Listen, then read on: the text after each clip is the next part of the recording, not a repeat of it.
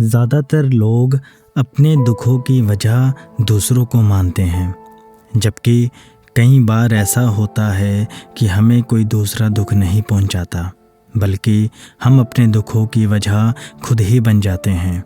इस बात से हमें खुद को बचाना चाहिए, क्योंकि ऐसा करने से हम खुद को ही परेशान करते हैं और डिप्रेशन में चले जाते हैं।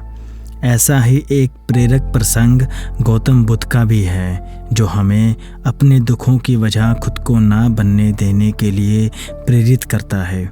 आइए जानते हैं उस कहानी के बारे में। एक बार गौतम बुद्ध नगर में घूम रहे थे। तभी बुद्ध ने सुना कि उस नगर में रहने वाले कुछ लोग बुद्ध को बुरा भला कह रहे हैं और बद्दुआएं दे रहे हैं। ऐसा इसलिए हुआ क्योंकि उस नगर में रहने वाले कुछ बुद्ध विरोधियों ने आम नागरिकों के मन में ये बात बिठा दी थी कि गौतम बुद्ध एक ढोंगी व्यक्ति हैं और उनके धर्म को भ्रष्ट कर रहे हैं। इस वजह से उस नगर में रहने वाले लोग बुद्ध को पसंद नहीं करते थे और उनको अपना दुश्मन मानते थे। गौतम बुद्ध ने जब नगर निवासियों के इन उलाहनों को सुना तो वह कोने में शांति के साथ खड़े हो गए और उनकी बुरी बातों को आराम से सुनते रहे। इस दौरान बुद्ध ने कोई प्रतिक्रिया नहीं दी। कुछ देर बाद जब नगर निवासी बुद्ध को बुरा भला कहते हुए थक गए और चुप हो गए, तो गौतम बुद्ध ने उन नगर निवासियों से कहा, क्षमा चाहता हूँ, लेकिन अगर आप लोगों की बातें खत्म हो गई हो तो मैं यहाँ से जाऊँ?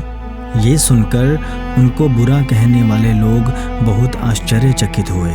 तभी वहाँ मौजूद लोगों में से एक व्यक्ति ने बोला, हम लोग तुम्हारा गुणगान नहीं कर रहे हैं, तुमको उलाहने दे रहे हैं और तुम्हें बुरा बोल रहे हैं। क्या तुम पर इन बातों को कोई असर नहीं हो रहा?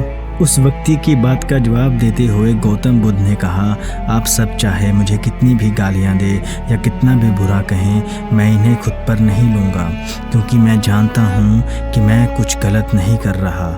इसलिए इन बातों को जब मैं स्वीकार नहीं करता, तब तक इनका मुझ पर कोई असर नहीं पड़ रहा है।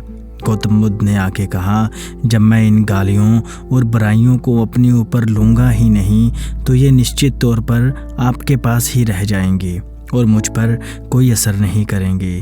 तो दोस्तों, इस कहानी से हमें ये शिक्षा मिलती है कि जब आप गलत नहीं हैं तो किसी की गलत और नेगेटिव बातों का असर कभी भी खुद पर नहीं लेना चाहिए, क्योंकि इससे आप अपने ही दुखों की वजह खुद ही बन जाते हैं।